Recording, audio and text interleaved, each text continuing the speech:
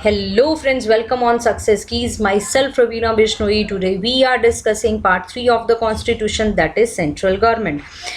In last chapter we are discussing emergency provisions. अगर कुछ भी डाउट हो तो आप मुझे पूछ सकते हैं.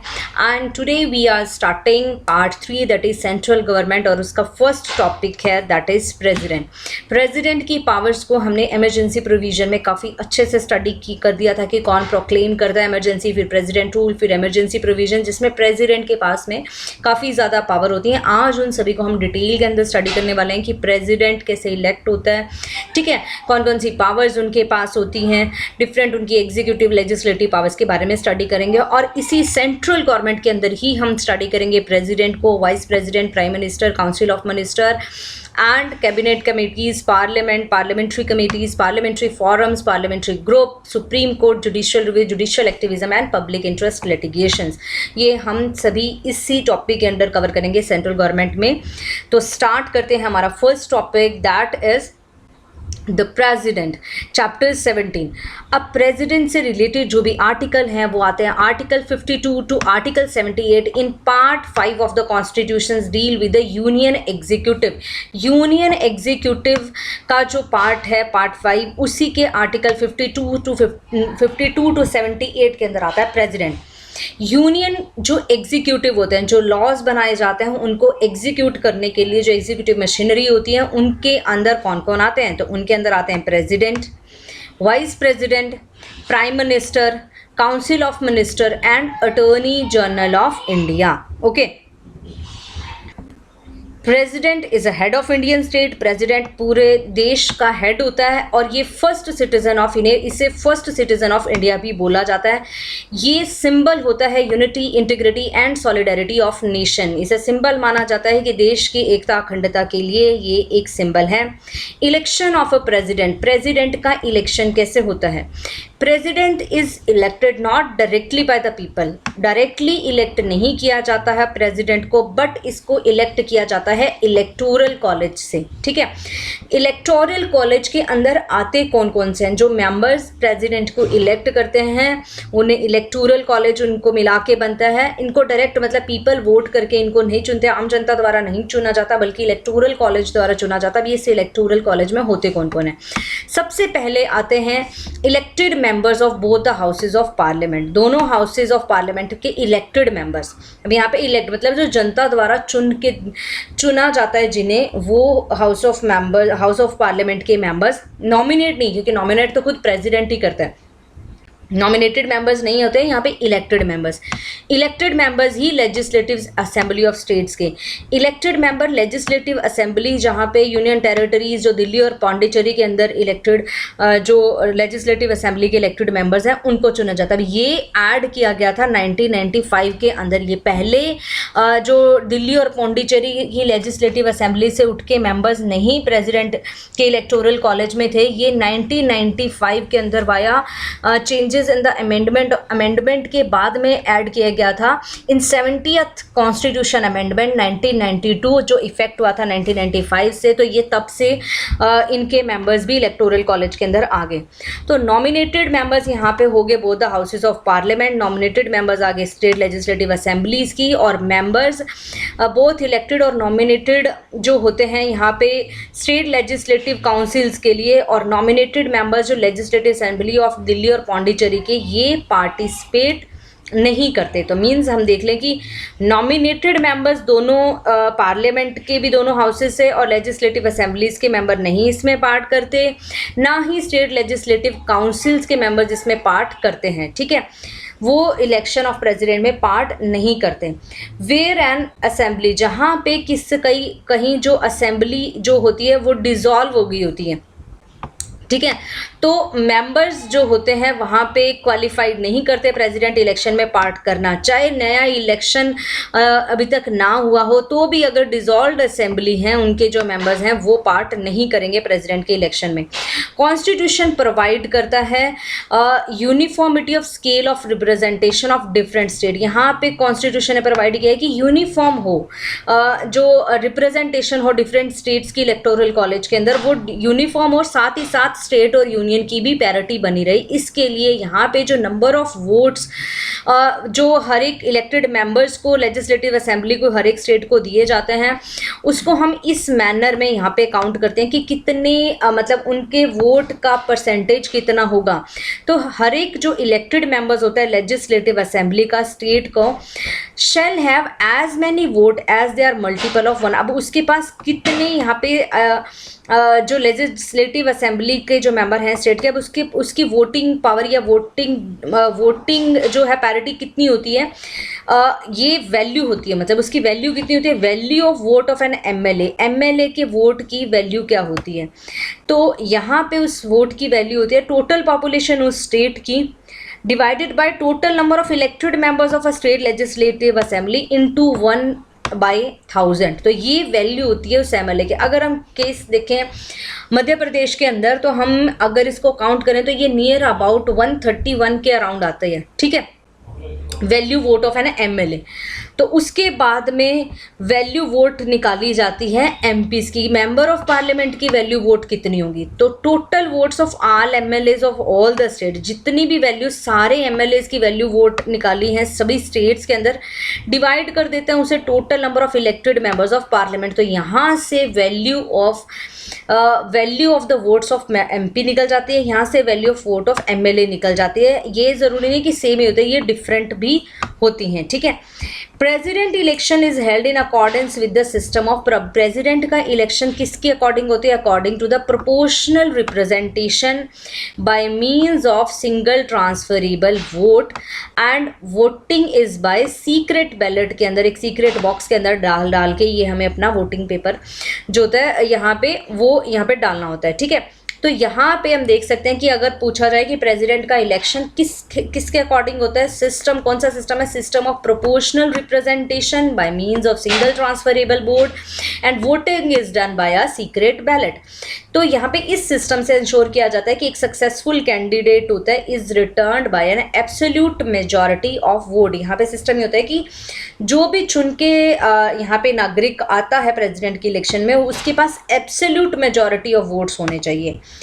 Candidate in order to be declared elected to the office, अगर उसके पास फिक्स्ड कोटा वोट्स आए हैं तो ही वो इलेक्टेड माना जाएगा। अब ये फिक्स्ड कोटा क्या होता है, कोटा इलेक्टेड कोटा ये होता है कि total number of valid votes polled, कि जितने वैलिड वोट्स पोल्ड हुए हैं डिवाइडेड बाय 2, उसके आधे से एक ज़्यादा, इतने अगर वोट मिले हैं तो ही वो प्रेसिडेंट के इलेक्शन में विजेता होता है और उसे प्रेसिडेंट घोषित किया जाता है। हर एक मेंबर जो इलेक्टोरल कॉलेज के अंदर, उसके पास एक बैलेट पेपर होता है, ठीक है, जिससे वो एक सीक्रेट बैलेट में डालता है। वोटर जब अपना वोट कास्ट करता है तो वहाँ पे उसके पास प्रेफरेंसेस लिखा जाता है कि नंबर 1 प्रेफरेंसेस है, यहाँ पे ए को आप वोट डाल रहे हैं तो आप इनको चाहते हैं। दूसरा प्रेफरेंसेस दिया जाता है कि आपका वोट जा रहा है बी को, और फिर तीसरा प्रेफरेंसेस, फोर्थ प्रेफरेंस, 4 प्रेफरेंसेस या फिर जितने name of against the name of candidate, जितने कैंडिडेट्स खड़े होते हैं उनके अगेंस्ट में अगर 5 कैंडिडेट खड़े हुए हैं तो यहाँ पे प्रेफरेंसेस लिखी जाती हैं 5, ठीक है। तो ऐसे आपको प्रेफरेंस देनी होती है कि आपको सबसे पहले आप किसको चाहते हैं। तो आप यहाँ पे ऐसे जैसे राउंड सर्कल है तो आपने दे दिया कि सबसे पहले हम इसको देना चाहते हैं, दूसरे नंबर पे अगर ये नहीं जीत पाता तो हम इनको भी चाहते हैं। दिस मीन्स कि वोटर इंडिकेट करते हैं बहुत सारी प्रेफरेंसेस जो यहाँ पे कैंडिडेट यहाँ पे लाइन में होते हैं। इन द फर्स्ट फेज में फर्स्ट प्रेफरेंस वोट को काउंट किया जाता है कि आपने जैसे ए को प्रेफरेंस देने वाले कितने लोग थे, तो अगर यहाँ पे ए को प्रेफरेंस देने वाले हाफ से ज़्यादा आ जाते हैं तो ए को यहाँ पे डिक्लेयर्ड मान लिया जाता है। पर अगर यहाँ पे ए को इतने फर्स्ट प्रेफरेंस वाले वोट नहीं मिल पाते तो यहाँ पे द बैलेट द कैंडिडेट जिसके पास least number of first preferences जो वोट्स होते हैं उनको कैंसिल कर दिया जाता है और फिर सेकंड प्रेफरेंस वोट्स को ट्रांसफ़र कर दिया जाता है फर्स्ट प्रेफरेंस पे, और फिर अब सेकंड प्रेफरेंस वाले कैंडिडेट को यहाँ पे काउंट किया जाता है कि बी को या सेकंड प्रेफरेंस किसको मिला है। इस प्रोसेस को कंटिन्यू रखा जाता है जब तक कि रिक्वायर्ड कोटा वाले इस जो रिक्वायर्ड कोटा है एक कैंडिडेट को नहीं मिल जाता है, ठीक है। प्रेफरेंसेस देखे जाता है ना कि फर्स्ट वाले को इतना नहीं मिला तो सेकंड क्या इसको कितने परसेंट पर, मतलब कोटा में क्या 50+1 जब तक वोट नहीं एक को मिल जाता है तब तक ये काउंट होते हैं। ऑल डाउट्स और डिस्प्यूट अगर इलेक्शन ऑफ प्रेसिडेंट को लेके हैं तो उसको डिसाइड कौन करता है, सुप्रीम कोर्ट डिसाइड करता है। तो ये काफ़ी इंपॉर्टेंट है, यहाँ पे आपको याद रखना है कि सुप्रीम कोर्ट का डिसीजन यहाँ पे फाइनल होता है। Election of a person as a president, उसको चैलेंज नहीं किया जा सकता है ऑन द ग्राउंड की आप यहाँ पे इस टाइम पे इलेक्टोरल कॉलेज इनकम्प्लीट था, कोई वैकेंसी थी इनकम्प्लीट था, इस वजह से हम ये प्रेसिडेंट का जो इलेक्शन है वो नहीं मान रहे, इस पे इसको यहाँ पे चैलेंज नहीं किया जा सकता। अगर election of A president declare हो जाता है void by the supreme court, अगर सुप्रीम कोर्ट इसको इलेक्शन को वॉइड मानता है तो एक्ट्स डन, अगर उस मतलब इलेक्शन हो गया, प्रेसिडेंट जीत के आ चुका है, उसके बाद में सुप्रीम कोर्ट के पास गया कि हाँ भाई ये इलेक्शन सही से प्रॉपर नहीं था, उस टाइम बीइंग में, उसके बीच में जो टाइम है जब तक सुप्रीम कोर्ट डिसाइड करता है, उस टाइम बीइंग में अगर जो भी एक्शंस लिए जाते हैं उनको इनवैलिडेट नहीं किया जाता, वो कंटिन्यू रहते हैं फोर्स में। Supreme court are not invalidated and continue to remain in force. Some members जो होते हैं कॉन्स्टिट्यूशन असेंबली ने क्रिटिसाइज किया इस सिस्टम को कि ये इनडायरेक्ट इलेक्शन ऑफ प्रेसिडेंट नहीं होना चाहिए, ये अनडेमोक्रेटिक है, ये गलत है, बल्कि इसके बजाय पर डायरेक्ट इलेक्शन होना चाहिए। बट कॉन्स्टिट्यूशन मेकर्स ने जब इसे इनडायरेक्ट बनाया तो उसके पीछे कुछ रीज़न होंगे। वो रीज़न क्या थे? वो रीज़न ये थे कि इनडायरेक्ट इलेक्शन जो होता है प्रेसिडेंट का वो इसलिए होता है कि एक हार्मनी बनी रही है पार्लियामेंट्री सिस्टम ऑफ गवर्नमेंट के साथ में। इस सिस्टम में प्रेसिडेंट में, पार्लियामेंट्री सिस्टम में प्रेसिडेंट हमारा नॉमिनल एग्जीक्यूटिव होता है। अब जो नॉमिनल एक जो नाम का ही हेड है उसके लिए एक मतलब इतना बड़ा इलेक्शन करवाना, जनता के द्वारा चुन के आना और उसको कोई पावर ही ना देना, तो ये थोड़ी गलत बात हो जाती है। इस वजह से इसको यहाँ पे इनका इनडायरेक्ट इलेक्शन होता है। अब डायरेक्ट इलेक्शन ऑफ प्रेसिडेंट के अंदर देखते हैं हम कि काफ़ी ज़्यादा अगर होगा तो जैसे हमें लोकसभा विधान ये इलेक्शंस जो होते हैं, पार्लियामेंट जो इलेक्शंस होते हैं लोकसभा के, तो वहाँ पे वो काफ़ी कॉस्टली और टाइम कंज्यूमिंग होते हैं। तो अगर ऐसा होगा तो अगर एक सिंबॉलिक हेड के लिए इतना ज़्यादा खर्चा करना वाजिब नहीं है, तो इसलिए नहीं होते। कुछ मेंबर्स ऑफ कॉन्स्टिट्यूशन असेंबली ने यहाँ पे सजेस्ट किया कि प्रेसिडेंट को इलेक्ट होना चाहिए by members of 2 houses of parliament alone, कि आप यहाँ पे स्टेट्स को मत लेके आइए, सिर्फ राज्यसभा और लोकसभा के मेंबर्स ही इनको इलेक्ट कर सकते हैं। पर कॉन्स्टिट्यूशन मेकर ने ऐसा नहीं किया, क्योंकि अब देखते हैं कि हम अगर लोकसभा के अंदर तो ज़्यादातर जो पार्टी इन पावर होती है या फिर जो सरकार बनाती है उसी के मेंबर्स होते हैं। राज्यसभा में देखते हैं कि मतलब उतने ही मेंबर हो सकते हैं कि यहाँ पे राज्यसभा में भी उनके उठ के आए। बट इसीलिए इन्होंने कि भाई ऐसी पैरिटी बनी रहे, हार्मनी बनी रहे, स्टेट्स को भी पूरा अधिकार होना चाहिए प्रेसिडेंट को चुनने का, तो इसीलिए पैरिटी बनाने के लिए यहाँ पे कैंडिडेट को अकेले लोकसभा राज्यसभा तक सीमित ना रखे, स्टेट लेजिस्लेटिव असेंबली को भी यहाँ पे पार्ट दिया जाता है। प्रेजेंट सिस्टम के अंदर प्रेसिडेंट रिप्रेजेंटेटिव होता है यूनियन का और स्टेट्स का इक्वली रिप्रेजेंटेटिव होता है, इसी वजह से ये यहाँ पे दोनों द्वारा चुना जाता है। फर्दर यहाँ पे पॉइंट किया गया कि कॉन्स्टिट्यूशन असेंबली दैट एक्सप्रेशन, यहाँ पे ये भी बोला गया कि यहाँ पे कॉन्स्टिट्यूशन असेंबली में यहाँ पे ये लगा दिया प्रोपोर्शनल रिप्रेजेंटेशन। अब ये प्रोपोर्शनल रिप्रेजेंटेशन का मतलब होता है कि एक इलेक्टोरल सिस्टम जिसमें डिवीजन जो होती है इलेक्टोरेट की वो रिफ्लेक्टेड होती है इन इलेक्टेड बॉडी, मतलब इलेक्टोरेट के डिवीजन्स होती हैं यहाँ पे, ठीक है, जो मतदाता था वहाँ पे डिवीजन होती है। अब यहाँ पे प्रेसिडेंट इलेक्शंस के अंदर हम देखते हैं कि ये कोई बात कुछ ऐसी डिवीजन्स तो होती नहीं है, उनके पास कोई ऐसे थोड़ी ना ऑप्शंस होते हैं कि बहुत ज़्यादा अलग अलग पार्टी सिस्टम है या डिवीजन्स है, ऐसा कुछ होता नहीं है। तो प्रेसिडेंट के अंदर ये इलेक्टोरल प्रोपोर्शनल रिप्रेजेंटेशन तो नाम लिखना ये गलत था। अब प्रोपोर्शनल रिप्रेजेंटेशन होती किस टाइम पे है? जहाँ पे 2 या 2 से ज़्यादा सीट्स को फिल करना है। अब यहाँ पे फिल करनी है एक ही सीट को, तो यहाँ पे प्रोपोर्शनल रिप्रेजेंटेशन मानना हुआ इतना ज़्यादा महत्व नहीं रखता है ये शब्द। और प्रेसिडेंट के केस में वैकेंसी तो सिर्फ एक होती है।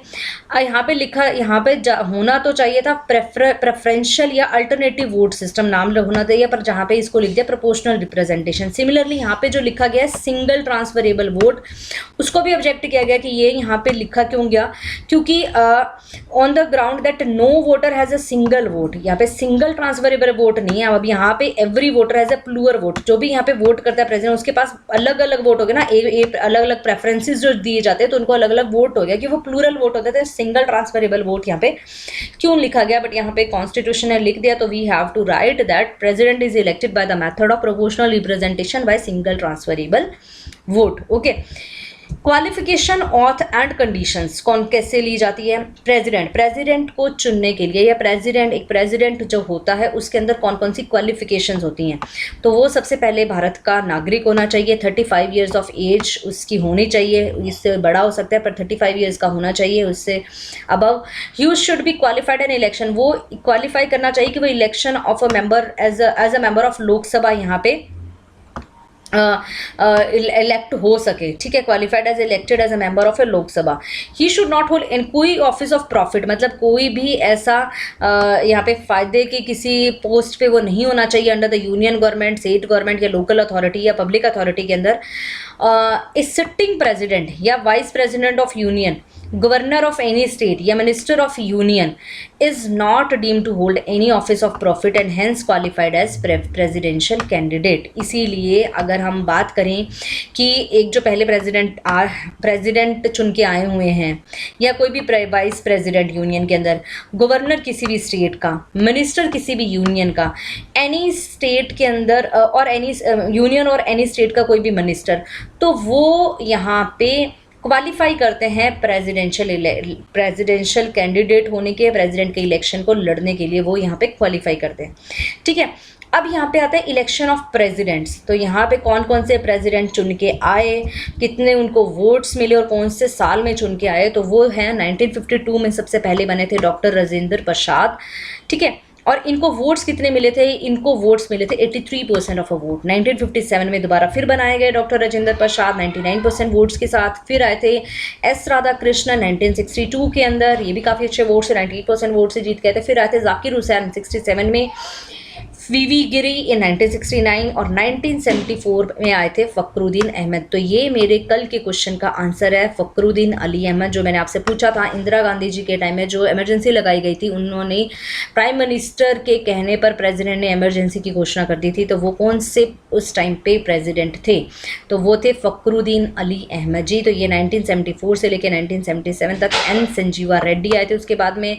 फिर 1982 के अंदर ज्ञानी जैल सिंह आए थे, 1987 में एयर वेंकटे रमन आए थे, 1992 में डॉक्टर शंकर दयाल शर्मा आए थे, and 1997 KR Narayanan, then APJ Abdul Kalam, very very important personality for India.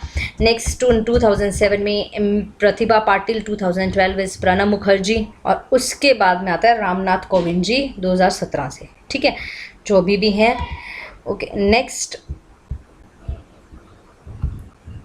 next is the president must be subscribed at least of for 50 electors।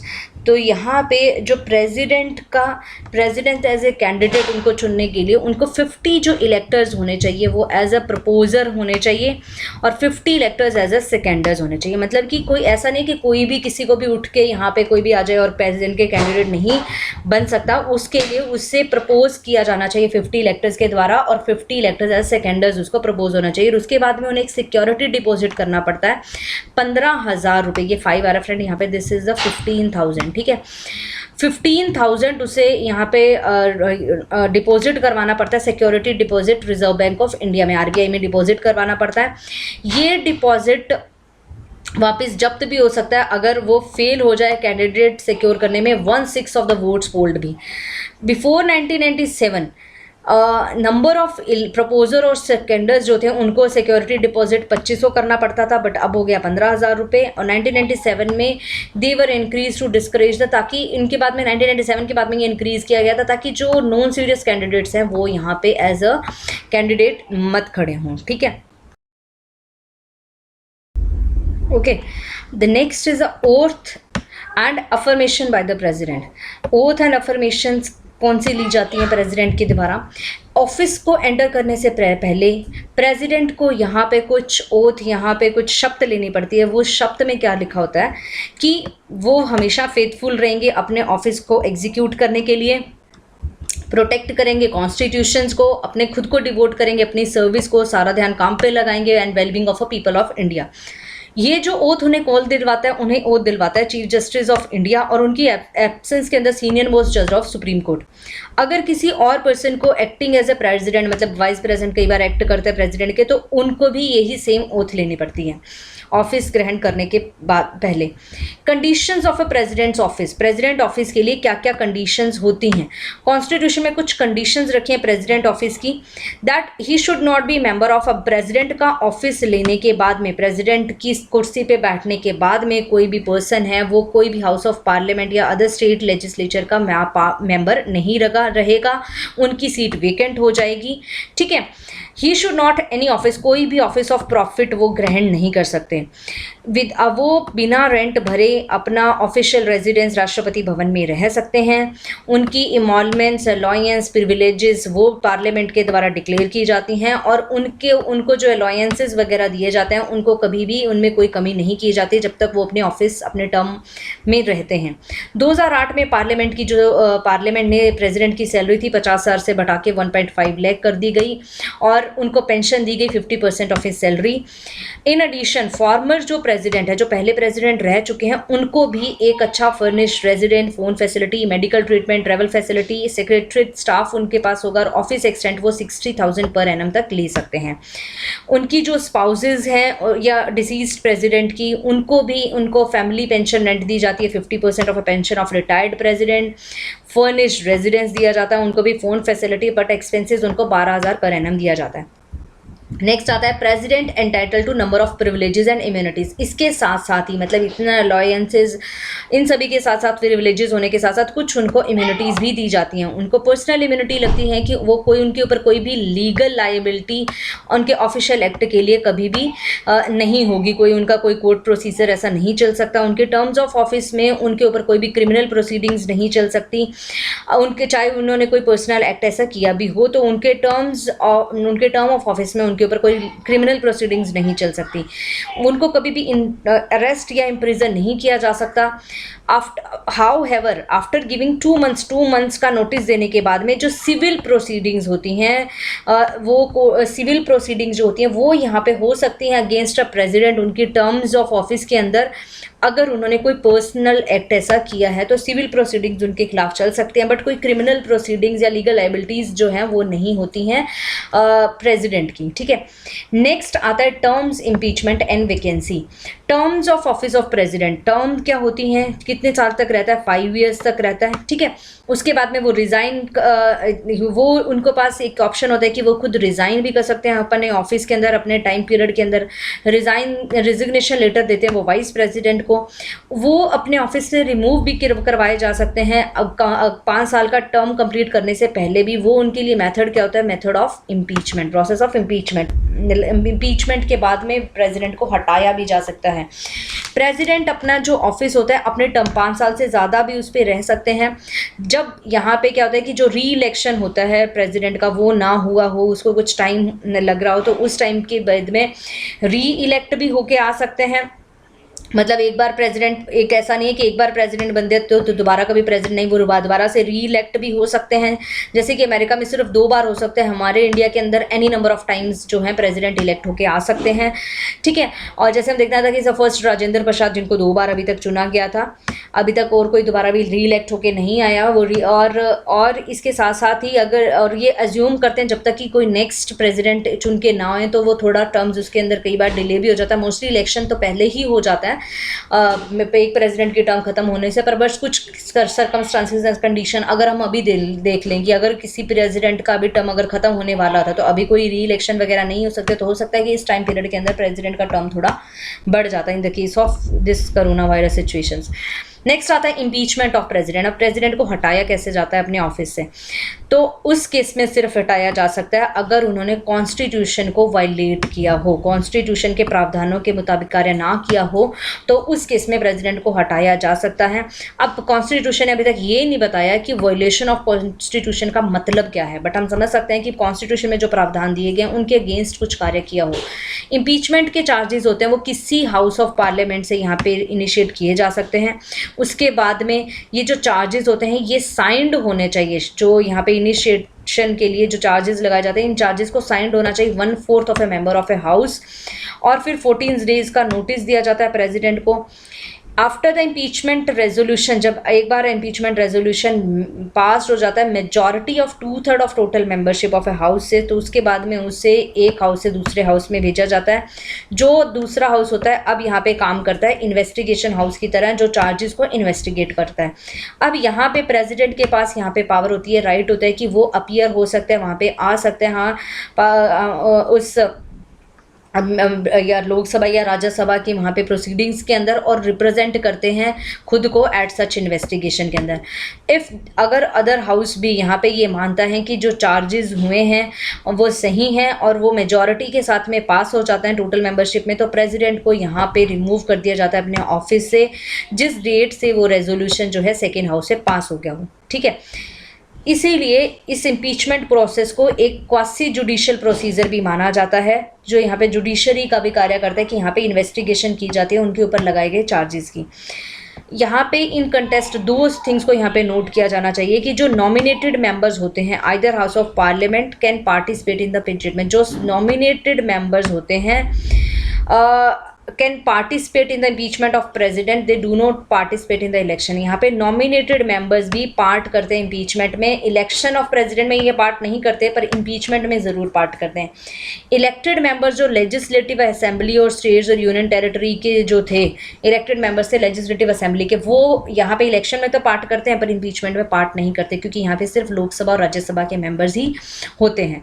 अभी तक अगर बात करें कि किसी को इम्पीच किया गया, तो इंडिया में अभी तक किसी को भी इम्पीच नहीं किया, किसी को भी अपने पद से नहीं हटाया गया अभी तक। Vacancy in the president office, president के ऑफिस में वैकेंसी कैसे आती है? अगर अपना उनका जो टेन्योर है जब एक्सपायर हो जाता है 5 ईयर्स को, उसके बाद में प्रेसिडेंट की सीट वेकेंट हो जाती है, पर उससे पहले पहले नेक्स्ट प्रेसिडेंट का इलेक्शन भी हो जाता है। बाय हिज रेजिग्नेशन, अगर वो रेजिग्नेशन दे दें, अगर वो रिमूव हो जाए इम्पीचमेंट से, और या फिर उनकी डेथ हो जाए इन द टर्म्स, अपना उनकी टर्म चल रही है और उसी बीच उनकी डेथ हो जाए। तो अभी क्या किसी की इस टाइम पीरियड में कभी डेथ हुई है? हाँ, अभी तक जाकिर हुसैन जी जो हैं उनकी पद पे रहते हुए ही डेथ हो गई थी, और फखरुद्दीन अली अहमद जी भी ये डाइड हो गए थे during the terms of office. तो ये भी आपको याद रखना है, दैट जाकिर हुसैन एंड फखरुद्दीन अली अहमद। ठीक है, ये आगे हमने पढ़ लिया था कि कब इनकी टर्म थी। अदरवाइज ये फॉर एग्जाम्पल जब ये when he becomes disqualified to hold the office और when his election is declared void, या तो वो डिसक्वालिफाइड कर दिया जाए होल्ड द ऑफिस, या फिर उनके जो इलेक्शंस को वॉइड कर दे, जैसे सुप्रीम कोर्ट इनको वॉइड कर दे, तो भी यहाँ पे जो सीट होती है वो वेकेंट हो जाती है। जब वैकेंसी यहाँ पे हो जाती है caused by the expiration of a terms, जब एक्सपायर होने वाली होती है 5 ईयर का जो टाइम सिटिंग प्रेसिडेंट का, तो इलेक्शन यहाँ पे करवाए जाते हैं उन वैकेंसी को फिल करने के लिए before the expiration of the term, उनकी एक्सपायरेशन ऑफ टर्म से पहले। अगर कहीं भी डिले हो जाता है तो यहाँ पे जो नया प्रेसिडेंट आता है, किसी मतलब उन इलेक्शन करवाने में कुछ डिले हो जाता है, तो जो आउटगोइंग प्रेसिडेंट होता है, जो मतलब जिसको भी जाना होता है, जिसकी टर्म खत्म होने वाली होती है, वो ही उस सीट पे तब तक बना रहता है जब तक कि दूसरा जो प्रेसिडेंट है चुन के ना आ जाए। This is provided the constitution to prevent, ताकि ऐसी कोई मतलब सिचुएशन ना क्रिएट हो जाए। नेक्स्ट इज यहाँ पे इन दिस, मतलब कि ऐसी सिचुएशन आ गई जब इंटरगुनम की प्रिवेंट, कुछ ऐसा कि जब दो यहाँ पे बीच के टाइम पीरियड में जब यहाँ पे ये डिले हो रहा होता था, कि ऐसी सिचुएशन पैदा ना हो जाए कि बीच में सस्पेंड हो, बीच में कोई भी ना हो, तो इसलिए पहले ही यहाँ पे इलेक्शन करवा दिए जाते हैं। इन दिस सिचुएशन वाई विस president does not get an opportunity, अब यहाँ पे अगर ये टाइम पीरियड चल रहा है कि जब बीच में टाइम पीरियड आया कि अभी तक कोई चुन के नहीं आया और पुराना प्रेसिडेंट यहाँ पे चल रहा है, तो इस टाइम पीरियड के बीच में ऐसा नहीं होता कि इस टाइम पीरियड में वाइस प्रेसिडेंट को यहाँ पे अपॉर्चुनिटी दे दी जाती है कि आप प्रेसिडेंट बन जाए, नहीं, पुराने वाला प्रेसिडेंट ही यहाँ पे कंटिन्यू रहता है। If office falls vacant by अगर ऑफिस रेजिग्नेशन से वेकेंट हुआ है या रिमूव कर दिया गया है या डेथ हो गई है, तो उस केस के अंदर जब वैकेंसी आती है तो वो वैकेंसी फिल करवाई जाती है within the 6 months from the date of occurrence. जिस दिन से वैकेंसी है तो उसके 6 महीने के अंदर अंदर वो वैकेंसी फिल हो जानी चाहिए। तो न्यूली इलेक्टेड जो प्रेसिडेंट आता है वो यहाँ पे ऑफिस फॉर फुल, उसको यहाँ पे ऑफिस दिया जाता है फुल टर्म्स ऑफ 5 ईयर, मतलब जिस दिन से वो चुन के आए हैं, जिस दिन से वो यहाँ पे इलेक्ट हुए हैं, उस दिन से 5 ईयर्स का टाइम उनको दिया जाता है। और जब यहाँ पे ये वैकेंसी आती है रेजिग्नेशन, रिमूवल, डेथ और अदरवाइज। तो वाइस प्रेसिडेंट यहाँ पे प्रेसिडेंट की तरह कार्य करता है जब तक कि नए प्रेसिडेंट इलेक्ट होके ना आए। फर्दर जब सिटिंग प्रेसिडेंट यहाँ पे अनेबल होते हैं डिस्चार्ज द फंक्शन, अगर कई बार सिटिंग प्रेसिडेंट है अपने फंक्शंस को डिस्चार्ज नहीं कर पाते, या तो वो कहीं एब्सेंट होते हैं या कहीं इलनेस की वजह से वो एब्सेंट होते हैं, तो वाइस प्रेसिडेंट उनके फंक्शंस डिस्चार्ज करते हैं जब तक कि प्रेसिडेंट दोबारा से एज्यूम ना कर लें अपने ऑफिस को।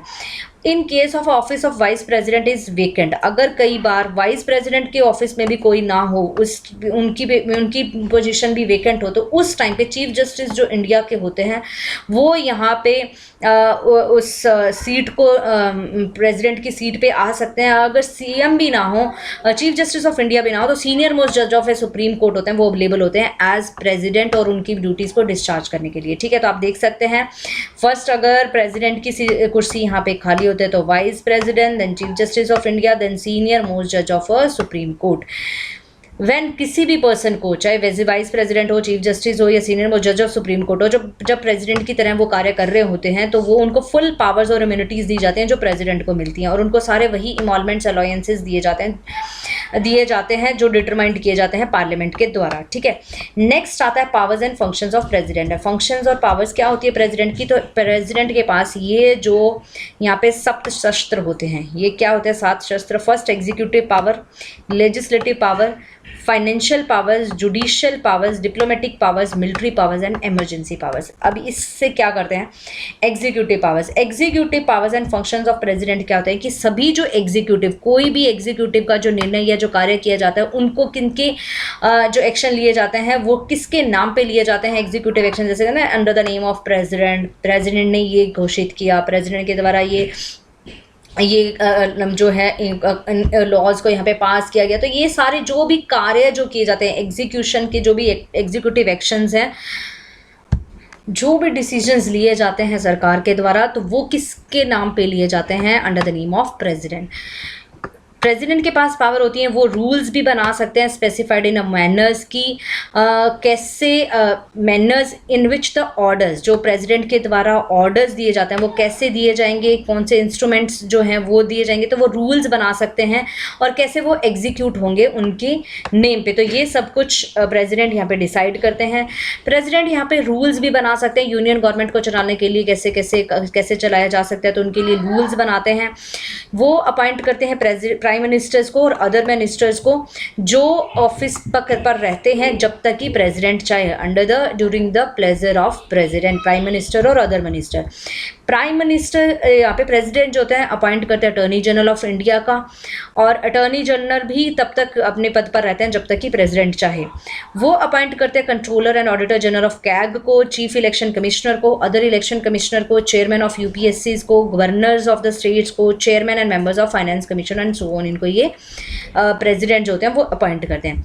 प्रेसिडेंट यहाँ पे कभी भी किसी से इंफॉर्मेशन मांग सकते हैं कि यूनियन के अंदर एडमिनिस्ट्रेशन या जो है अदर कार्य कैसे चल रहे हैं, और प्रपोज कर सकते हैं कि कौन सा कानून लगाया जा सके फ्रॉम अ प्राइम मिनिस्टर। तो ये प्रपोजल्स ले सकते हैं प्राइम मिनिस्टर से।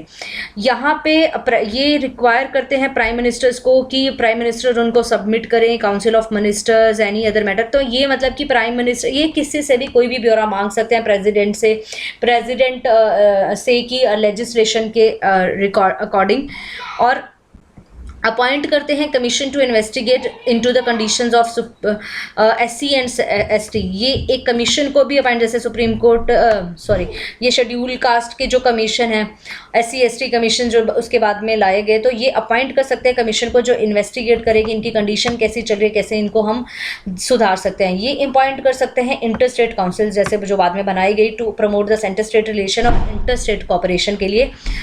ही directly administer the union territories को डायरेक्टली एडमिनिस्टर कर सकते हैं थ्रू अपने एडमिनिस्ट्रेटर वहाँ पे लगा देते हैं और डायरेक्टली उसे एडमिनिस्टर करते हैं। प्रेसिडेंट होता है वो डिक्लेयर कर सकता है किसी भी एरिया को, डिक्लेयर करना शेड्यूल एरिया वो सिर्फ प्रेसिडेंट के हाथ में होता है। उनकी पावर जो एडमिनिस्ट्रेशन होती है शेड्यूल एरिया और ट्राइबल एरिया, वो भी सारी पावर जो किसके हाथ में होती है प्रेसिडेंट के पास में होती है। किसी एरिया को शेड्यूल एरिया घोषित करना वो प्रेसिडेंट के हाथ में, और उस एरिया को एडमिनिस्टर भी प्रेसिडेंट ही करता है। तो ये हम देख सकते हैं ये डिफरेंट एग्जीक्यूटिव पावर है।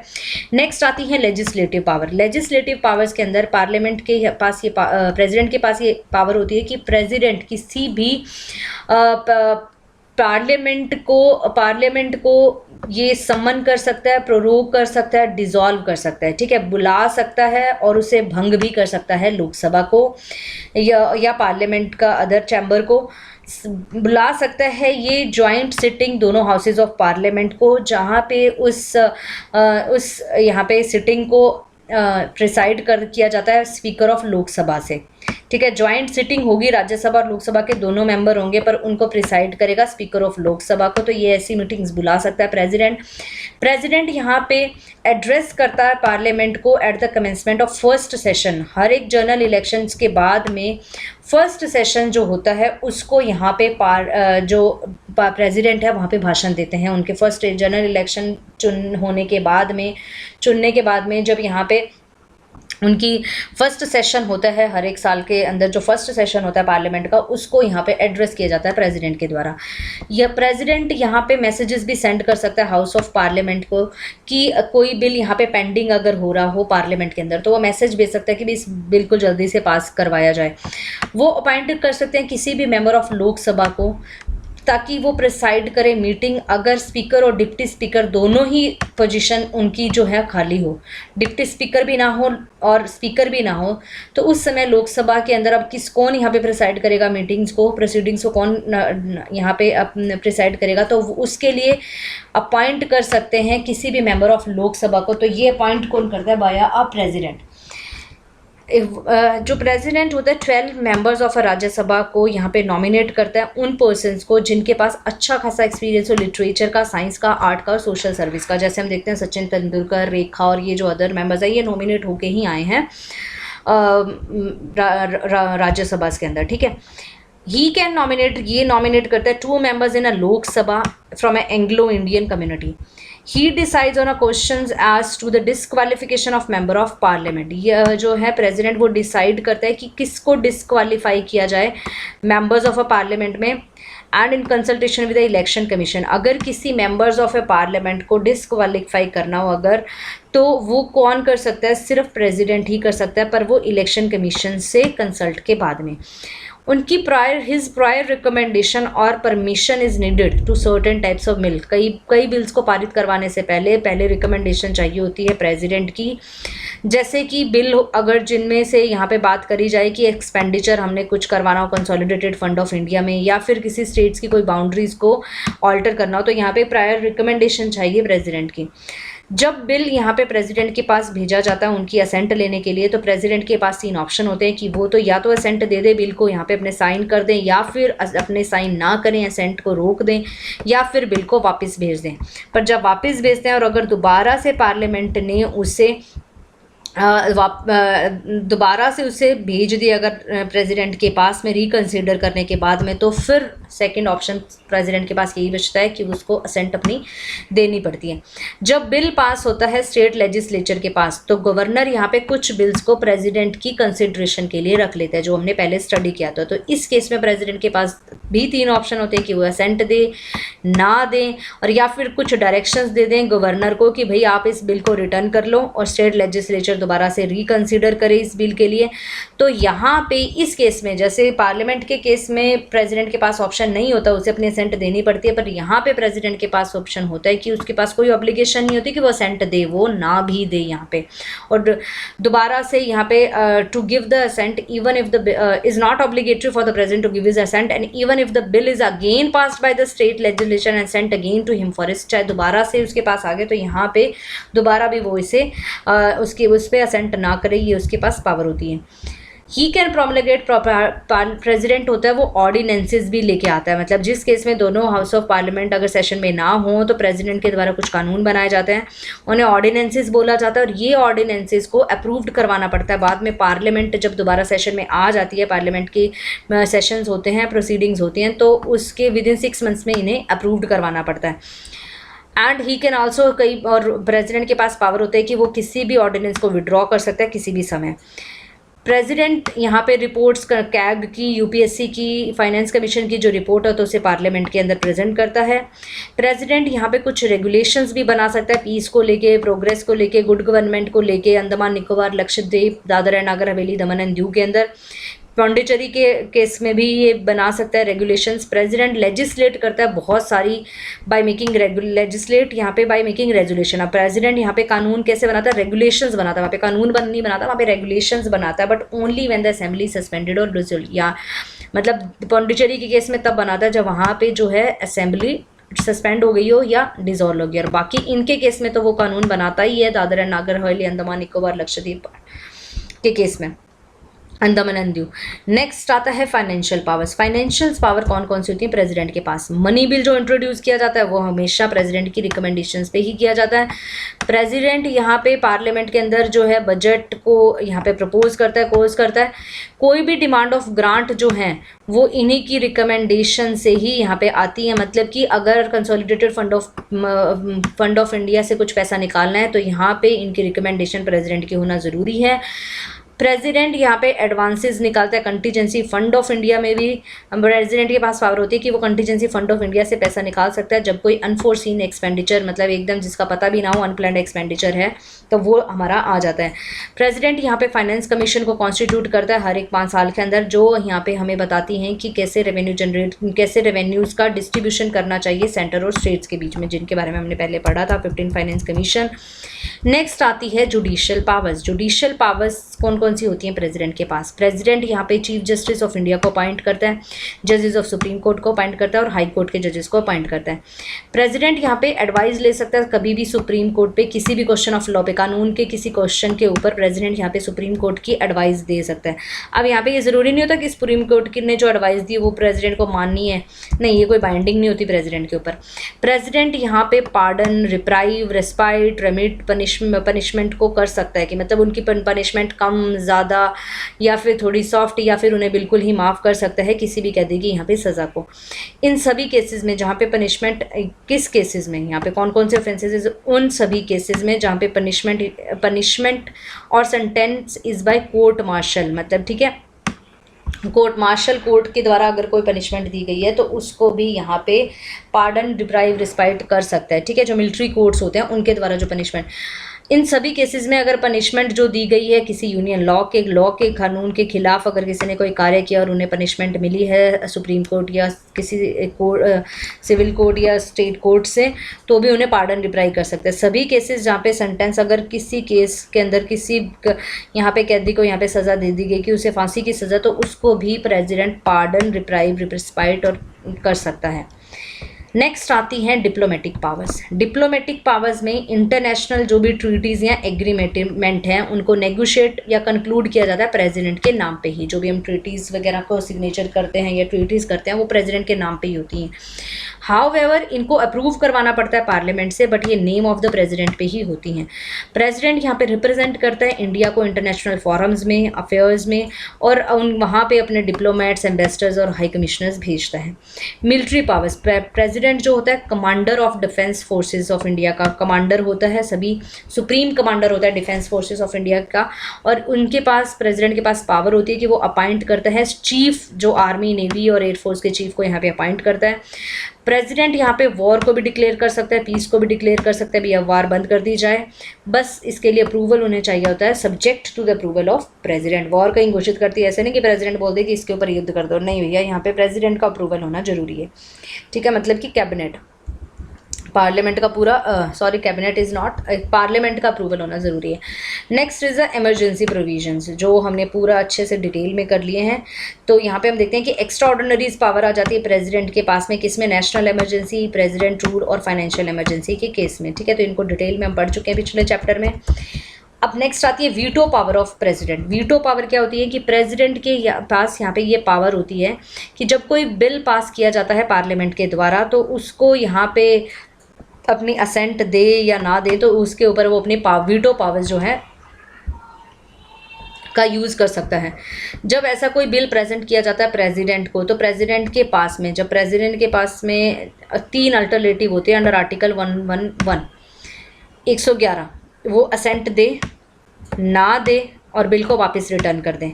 अब मनी बिल के केस में बिल को वापस रिटर्न नहीं कर सकता, क्योंकि जो मनी बिल होता है उसकी कंसिडरेशन से ही लेके आया जाता है, तो उसको वहाँ पे प्रेसिडेंट रिटर्न नहीं कर सकता, उसके ऊपर उसको साइन करने पड़ते हैं। ठीक है, ये हो सकता है कि वो उसको मतलब ना करे, विदाउट उसको मतलब यहाँ पे रिकंसिडर के लिए नहीं भेज सकता।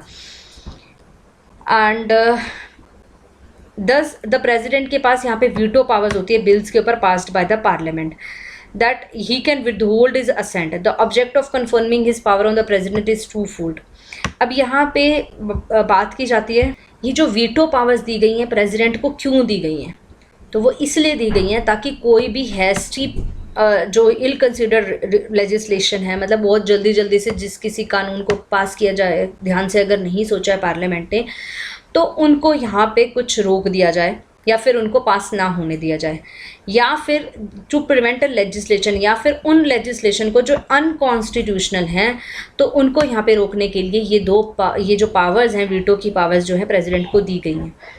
वीटो पावर इंजॉयड की जाती हैं इन अ मॉडर्न स्टेट। अगर हम देखें कि अदर कंट्रीज़ में कौन कौन सी वीटो पावर्स प्रेसिडेंट के पास होती हैं, तो अदर कंट्रीज़ में जो प्रेसिडेंट है उनके पास एब्सोल्यूट वीटो की पावर होती है कि वो विद होल्ड कर सकते हैं असेंट को। क्वालिफाइड वीटो की पावर होती हैं जिसमें ओवरराइड किया जाता है लेजिस्लेचर के द्वारा, अगर हायर मेजॉरिटी से दोबारा पास करके वो प्रेसिडेंट के पास भेज दी जाती है तो प्रेसिडेंट को यहाँ पे पास करना पड़ता है। सस्पेंसिव वीटो, जहाँ पे लेजिस्लेचर के पास ओवररिडन पावर होती है कि जो ऑर्डिनरी मेजॉरिटी से ही दोबारा पास करके प्रेसिडेंट के पास भेज दिया तो प्रेसिडेंट को वहाँ पे उसको साइन करने पड़ते हैं। नेक्स्ट आती है पॉकेट वीटो, जिसमें कोई भी एक्शन नहीं लिया जाता प्रेसिडेंट के द्वारा बिल के ऊपर। ये जो 4 वीटो हैं प्रेसिडेंट ऑफ ये जो 4 वीटो ऊपर जो दी गई हैं उनमें हमारा जो प्रेसिडेंट है इंडिया वो सिर्फ 3 वीटो यहाँ पे एंजॉय करता है। सबसे पहले एब्सोल्यूट वीटो, सस्पेंसिव वीटो और पॉकेट वीटो। हमारे पास ये जो क्वालिफाइड वीटो होती है ये नहीं होती है, ये होती है अमेरिका के प्रेसिडेंट के पास में, क्योंकि यहाँ पे अमेरिका के प्रेसिडेंट को यहाँ पे क्वालिफाइड वीटो अगर लेजिस्लेचर हायर मेजॉरिटी से पास कर दे तो प्रेसिडेंट को यहाँ पे असेंट देनी पड़ती है। अब एब्सोल्यूट वीटो होती क्या है? एब्सोल्यूट वीटो के अंदर यहाँ पे वो पावर होती है प्रेसिडेंट के पास में जिसमें वो अपने किसी भी बिल को असेंट देना विदहोल्ड कर सकता है, रोक सकता है। बिल यहाँ पे the bill then and does not, यहाँ पे उसके विदहोल्ड कर दी, रोक दी, तो उसके बाद में बिल जो होता है एंड हो जाता है और वो कभी कानून नहीं बन पाता। यूजुअली ये जो वीटो होती है एक्सरसाइज की जाती है सिर्फ 2 केसेस के अंदर। मेनली 2 केसेस कौन से होते हैं? पहला केस ये होता है कि जब यहाँ पे प्राइवेट मेंबर कोई बिल लेके आया हो, जिसमें बिल को इंट्रोड्यूस किया हो किसी प्राइवेट मेंबर में, कोई मिनिस्टर ना हो, तो उस केस में यहाँ पे जो प्रेसिडेंट है तो कई बार विदहोल्ड कर जाता है उनकी बिल को। दूसरा उस केस के अंदर जब यहाँ पे कैबिनेट ने पूरी रिज़ाइन कर दिया हो और रिज़ाइन करने से पहले बिल पास तो हो गया था, बिल पास हो गया था लोकसभा के अंदर, बट प्रेसिडेंट की असेंट नहीं हुई और उससे पहले पहले कैबिनेट ने रिज़ाइन कर दिया। तो जब नई कैबिनेट चुन के आती है तो वो प्रेसिडेंट को बोलती है कि भाई आप इस बिल को असेंट मत दीजिए, इसको रोक दीजिए। तो अब पुरानी कैबिनेट ही नहीं है तो वो करेंगे क्या? तो वो बिल क्या होता है, ख़त्म हो जाता है। 1954 में ऐसा ही किया था डॉक्टर राजेंद्र प्रसाद ने, जिन्होंने अपनी असेंट को विदहेल्ड कर दिया था जब पेप्सू एप्रोप्रिएशन बिल आया था। अब ये पेप्सू क्या है? पेप्सू फ्रेंड्स यहाँ पे है जिसे बोलते हैं एक जो हमारा PEPSU Patiala and east Punjab state union. तो एप्रोप्रिएशन मतलब कि पैसा निकलवाना, किसमें से? जो हमारा पैसा मतलब एप्रोप्रिएशन बिल जिसमें कुछ पैसा अलग में रखा जाता है कि किसी टाइम पे हम इसको यूज़ कर लेंगे। तो Patiala east Punjab state union ये 8 प्रिंसली स्टेट से मिलके बना था, ठीक है। तो जिनकी कैपिटल थी पटियाला और शिमला, कसोली, ये चैल वाला जो एरिया था वो भी इसके अंदर आता था। तो यहाँ पे ये बिल पास किया गया कि हाँ इनको bill passed by the parliament जब प्रेसिडेंट रूल ऑपरेशन में था इस स्टेट्स के अंदर, ठीक है। तो ये मतलब इसके लिए कुछ पैसा साइड में रखना था कि यहाँ पे प्रेसिडेंट रूल लगाया गया। उसके बाद में यहाँ पे बट जब बिल यहाँ पे प्रेजेंट किया गया था प्रेसिडेंट के पास में, तब तक ये प्रेसिडेंट रूल ही यहाँ से हट गया था कि उस टाइम पे कुछ पैसा चाहिए था। तो उसके बाद में ये कुछ इसका ये बिल को विदहोल्ड कर दिया गया, कुछ इस कोई भी यहाँ पे पैसे की अनुमति नहीं दी गई। अगेन 1991 के अंदर प्रेसिडेंट जो वेंकटेरमन थे उन्होंने भी अपनी असेंट जो थी विदहोल्ड कर दी थी जब salary allowance and pension of members parliament amendment bill आया था। तो बिल पास कर लिया था पार्लियामेंट में और उसके बाद में जो लोकसभा थी वो डिसॉल्व हो गई थी। उसके बाद में without the recommendation of president, और ये जो बिल जो यहाँ पे पास किया गया था without the recommendation of president यहाँ पे पास किया गया था, क्योंकि अगर कुछ भी पैसा कंसोलिडेटेड फंड ऑफ इंडिया से हमने निकालना है तो उसके लिए प्रेसिडेंट की असेंट ज़रूरी होती है। ये उसके बाद बिना रिकमेंडेशन से पास किया गया था, तो यहाँ पे प्रेसिडेंट ने इसको विदहोल्ड कर लिया था। नेक्स्ट आता है सस्पेंसिव वीटो। सस्पेंसिव वीटो के अंदर प्रेसिडेंट अपनी वीटो को एक्सरसाइज करता है, जिनमें से ये किसी बिल को दोबारा से रिकन्सिडरेशन के लिए पार्लियामेंट में भेज सकता है, और दोबारा से जब वो बिल पास होने के लिए दोबारा आता है पार्लियामेंट से दोबारा प्रेसिडेंट के पास आता है, तो अब ऑब्लिगेशन हो जाती है प्रेसिडेंट को कि अब उन्हें अपनी असेंट देनी ही पड़ती है। इसका मतलब ये होगा कि अब ये जो प्रेसिडेंट की पावर है वीटो को, उसको ओवरराइड कर दिया जाता है बाय ऑर्डिनरी मेजॉरिटी से। बट यूएसए में ऐसा नहीं होता, वहाँ पे दोबारा अगर प्रेसिडेंट ने अगर रिकन्सिडर करने के लिए पार्लियामेंट के पास भेजा, तो अगर दोबारा से हायर मेजॉरिटी से पास होके आएगा तो प्रेसिडेंट उसे असेंट देगा। बट हमारे इंडिया में दोबारा से फिर ऑर्डिनरी सिंपल मेजॉरिटी से पास होके आ गया तो प्रेसिडेंट को असेंट देनी पड़ती है। प्रेसिडेंट यहाँ पे does not possess this veto in a case of money bill. Money bill के बीच के केस में रिकन्सिडर करने के लिए नहीं भेज सकता, क्योंकि वो उसकी रिकमेंडेशन से ही बिल पारित किया जाता है। तो प्रेसिडेंट को मनी बिल के केस में तो अपनी असेंट देनी ही पड़ती है, ठीक है। नेक्स्ट आती है पॉकेट वीटो। पॉकेट वीटो के अंदर प्रेसिडेंट यहाँ पे ना तो बिल को पास करता है, ना ही रिजेक्ट करता है, कुछ नहीं करता, उसको अपने पॉकेट में लेके बैठ सकता है कितने भी लंबे टाइम पीरियड तक। ये जो पावर होती है प्रेसिडेंट के पास में कि कोई एक्शन ना लेना, ये कई बार पॉजिटिव भी माना जाता है, कई बार नेगेटिव भी माना जाता है ऑन द बिल, जिसे बोला जाता है पॉकेट वीटो। प्रेसिडेंट एक्सरसाइज करता है इस वीटो को एज कॉन्स्टिट्यूशन डज नॉट प्रिवेयर। क्योंकि इस वीटो को क्यों यूज़ करता है, क्योंकि कॉन्स्टिट्यूशन में ऐसा लिखा ही नहीं गया है कि कितने टाइम लिमिट में प्रेसिडेंट को अपनी असेंट देनी है। जैसे कि यूएसए में लिखा गया है कि प्रेसिडेंट अपने बिल को अगर रिकन्सिडर के लिए भेजना है तो वो 10 दिन के अंदर उसे भेजना पड़ता है। पर हमारे इंडिया में तो ऐसा लिखा ही नहीं गया कॉन्स्टिट्यूशन के अंदर कितने दिन में वापस भेजना है, तो प्रेसिडेंट आराम से उसे लेके बैठ जाता है। जिससे कई बार ये भी बोला जाता है कि इंडिया के प्रेसिडेंट की जो पॉकेट है ज़्यादा बड़ी है अमेरिका के प्रेसिडेंट के, कितने दिन तक वो रख सकता है, ठीक है। 1986 के अंदर ज्ञानी जैल सिंह जी ने भी ऐसा ही किया था, जब Indian post office amendment bill आया था, जिसे पास कर दिया गया था राजीव गांधी सरकार ने, जिसमें से बहुत सारी रिस्ट्रिक्शंस लगा दी थी प्रेस की फ्रीडम के ऊपर। तो इसको काफ़ी ज़्यादा क्रिटिसाइज हो रहा था, तो प्रेसिडेंट जी ने यहाँ पे उस बिल को पॉकेट वीटो कर दिया उसका। आफ्टर 3 ईयर 1989 के अंदर नेक्स्ट प्रेसिडेंट आए थे वेंकटे रमन, जिन्होंने इस बिल को रिकन्सिडरेशन के लिए भेजा, but new national front government decided to drop the bill, और उन्होंने इस बिल को नकार दिया कि हम इसे पास ही नहीं करवाएंगे, ठीक है। तो ये बिल खत्म हो गया था। It should be noted here कि प्रेसिडेंट के पास no veto power in respect of constable. यहाँ पे ये नोट कर लिया जाए कि कॉन्स्टिट्यूशनल अमेंडमेंट बिल जो होते हैं वहाँ पे प्रेसिडेंट वीटो नहीं कर सकता उन बिल को, वो उन बिल को उनको पारित ही करना पड़ता है। 24th कॉन्स्टिट्यूशनल अमेंडमेंट एक्ट 1975 में ऑब्लिगेटरी कर दिया गया प्रेसिडेंट के ऊपर कि उनको अपनी असेंट देनी ही पड़ेगी कॉन्स्टिट्यूशनल अमेंडमेंट बिल के ऊपर, ठीक है। Next is the presidential veto over state legislation. अब प्रेसिडेंट कैसे वीटो करता है स्टेट लेजिस्लेशन, जो हमने बोला था ना कि गवर्नर कुछ यहाँ पे बिल्स को प्रेसिडेंट की कंसिडरेशन के लिए रख सकता है। तो अब यहाँ पे प्रेसिडेंट के पास में यहाँ पे गवर्नर फॉर हिज असेंट, अब गवर्नर के पास में यहाँ पे पावर होती है आर्टिकल 200 के अंदर कि वो बिल को रखे, विदहोल्ड करे, रिटर्न करे या रिजर्व करे प्रेसिडेंट की कंसिडरेशन के लिए। तो जब यहाँ पे बिल को रिजर्व कर दिया जाता है गवर्नर के पास में, तो अब आता है आर्टिकल 201, जहाँ पे प्रेसिडेंट के पास 3 अल्टरनेटिव होते हैं कि वो असेंट दे, विदहोल्ड करे या दोबारा से डायरेक्ट कर दे गवर्नर को कि जी आप दोबारा स्टेट लेजिस्लेचर में भेजिए और उनको बोलिए कि आप रिकन्सिडर करिए। अब दोबारा से रिकन्सिडर करके भी आ जाता है तो फिर भी प्रेसिडेंट के पास पावर होती है कि वो उस पर साइन करे या ना करें, ठीक है। नेक्स्ट आती है, अब यहाँ पे लिखा गया है कि वीटो पावर ऑफ प्रेसिडेंट को यहाँ पे डायरेक्ट बता दिया गया कि सेंट्रल लेजिस्लेशन के अंदर कैसे होती है। ऑर्डिनरी बिल के केस में रेटिफाइड यहाँ पे कैन बी रेटिफाइड करे, रिजेक्ट करे या रिटर्न करें। स्टेट लेजिस्लेशन में भी रेटिफाइड करे, रिजेक्ट करे या रिटर्न करे। पर मनी बिल्स के केस में या तो रेटिफाई करना पड़ता है पर वो रिजेक्ट नहीं करना पड़ता, कैन बी रिजेक्टेड, रिजेक्ट कर सकता है पर रिटर्न नहीं कर सकता, रिजेक्ट कर सकता है या फिर उसे असेंट देनी पड़ती है। यहाँ पे भी can be ratified, can be rejected but not return. अगर कॉन्स्टिट्यूशनल अमेंडमेंट के बीच में सिर्फ उससे वो can be only be ratified, मतलब उसे ना रिजेक्ट कर सकता है ना रिटर्न कर सकता है। कॉन्स्टिट्यूशनल अमेंडमेंट बिल जो स्टेट लेजिस्लेचर में तो आते ही नहीं है, ठीक है।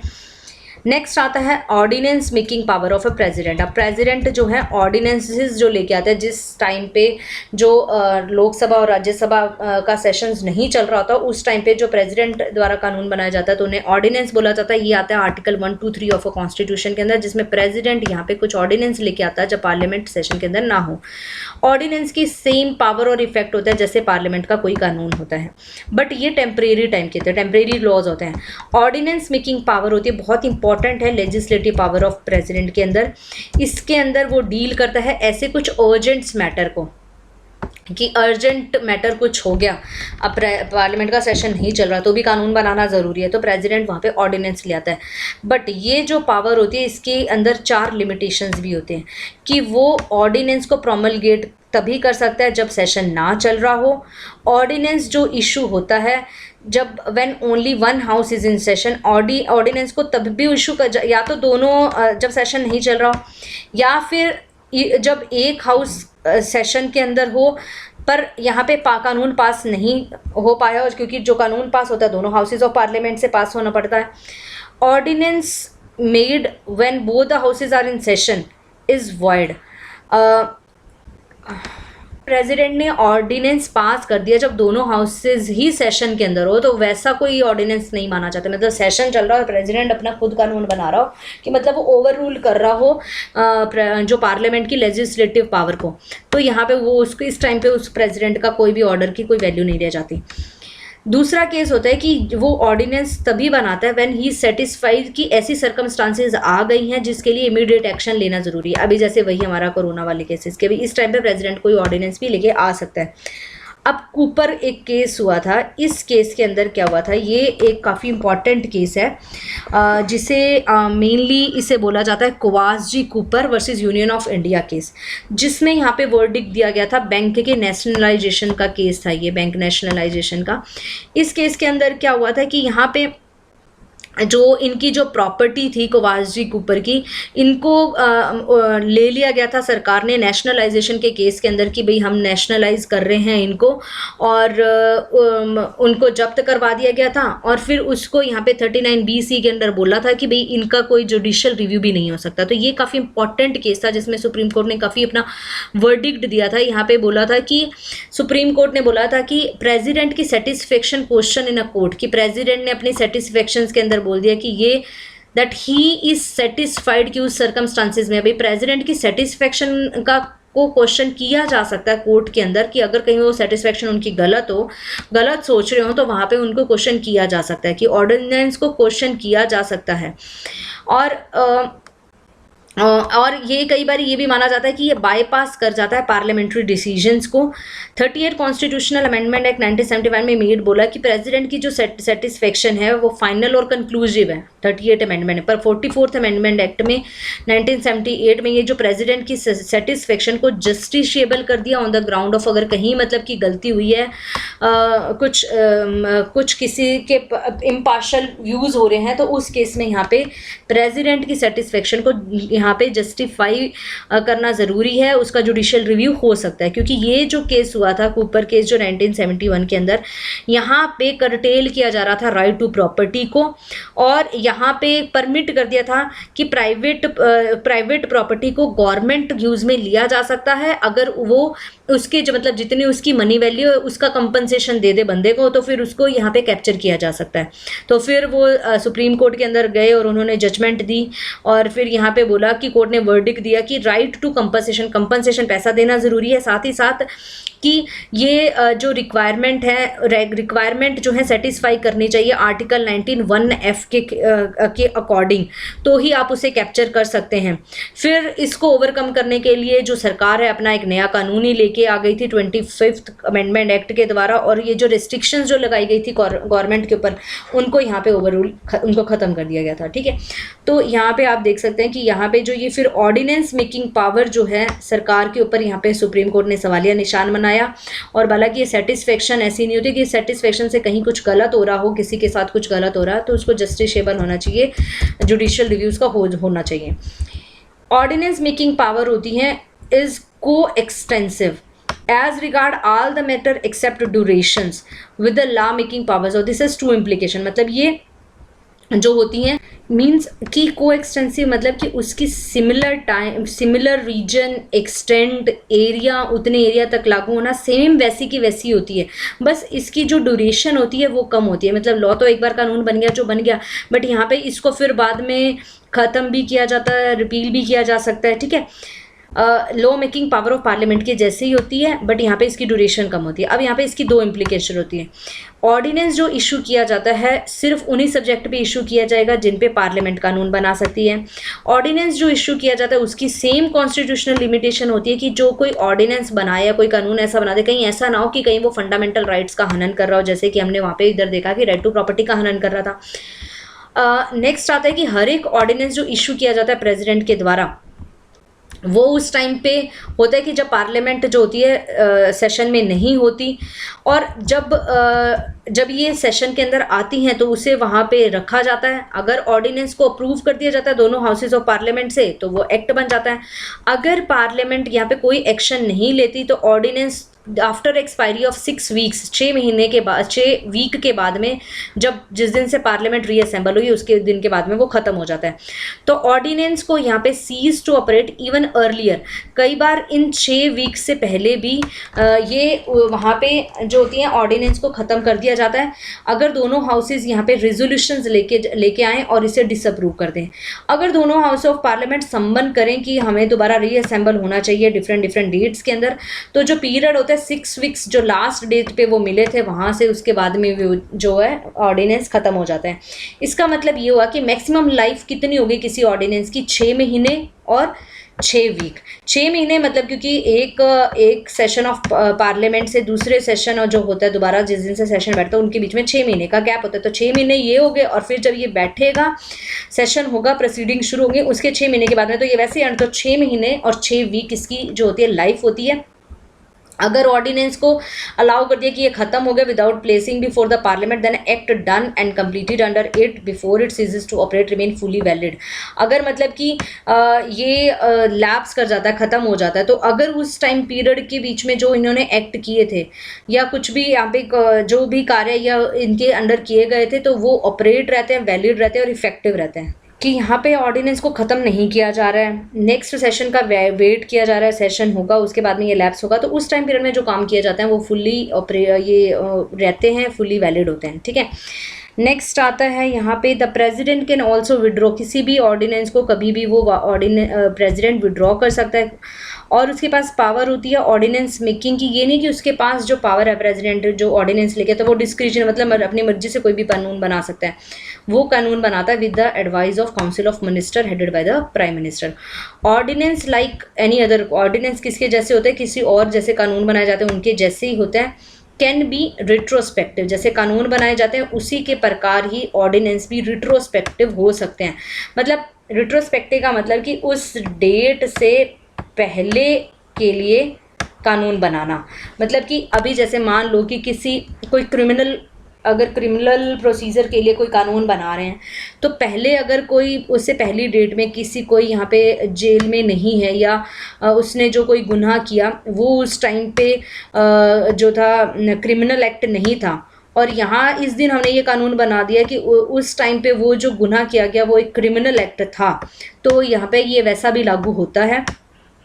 और फिर उसके ऊपर क्रिमिनल, पहले वो सिविल एक्ट था और उसके बाद में वो क्रिमिनल एक्ट हो गया, तो ऐसा किया जा सकता है, पार्लियामेंट के द्वारा कोई कानून बनाया जा सकता है। ऐसे ही ऑर्डिनेंस भी ऐसे रिट्रोस्पेक्टिव मतलब पिछली डेट के लिए, पीछे जो कार्य किए गए हैं उनके लिए भी कुछ कानून बनाए जा सकते हैं, came into effect from back date and it में मॉडिफाई, ये किसी को भी मॉडिफाई या रिपील भी कर सकता है किसी भी एक्ट ऑफ पार्लियामेंट को और किसी दूसरे ऑर्डिनेंस को भी। It can alter and amended text law also को भी ये ऑल्टर और अमेंड कर सकता है। It can not issue to amend the constitution को अमेंडमेंट के लिए कुछ इशू नहीं कर सकता ऑर्डिनेंस प्रेसिडेंट, ठीक है। ऑर्डिनेंस मेकिंग पावर होती है जो प्रेसिडेंट की in India is rather unusual and not found in most of, ये अनयूजुअल है, किसी और कॉन्स्टिट्यूशन में ऐसा नहीं लिखा गया, ना यूएसए ना यूके। जस्टिफिकेशन में अगर बात करें प्रेसिडेंट को ये जो पावर दी गई है उसमें BR अम्बेडकर जी ने बोला कि प्रेसिडेंट को पावर क्यों दी गई है, इसके पीछे भी रीज़न है कि वो ऐसी सिचुएशंस को जहाँ पे एक सडन एक्ट की ज़रूरत है वहाँ पे प्रेसिडेंट एक्ट कर सके।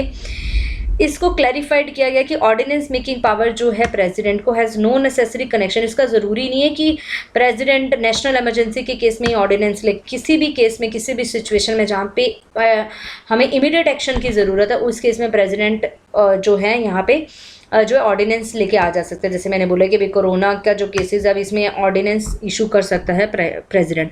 Rules of Lok Sabha require that whenever a bill, अब यहाँ पे रूल्स ऑफ लोकसभा के अंदर लिखा हुआ है कि जब भी कोई बिल यहाँ पे seeking to replace an ordinance, जब कोई बिल कानून लाया जाता है जो जिसमें वो ऑर्डिनेंस को रिप्लेस करता है, तो उसको इंट्रोड्यूस्ड होना पड़ता है लोकसभा के अंदर, और यहाँ पे ये स्टेटमेंट भी देनी पड़ती है कि किस सर्कमस्टांसिस के ऊपर वो ऑर्डिनेंस लेके आया गया था, क्यों उसे लेके आया गया। कभी so far no case has gone to the supreme court regarding the repromulgation of ordinance by the president.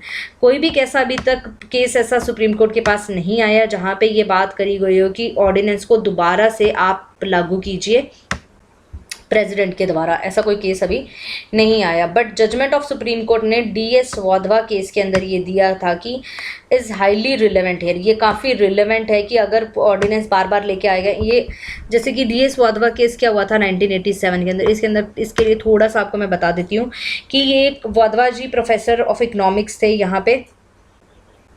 ये बिहार की बात है वर्सेस यूनियन ऑफ बिहार है।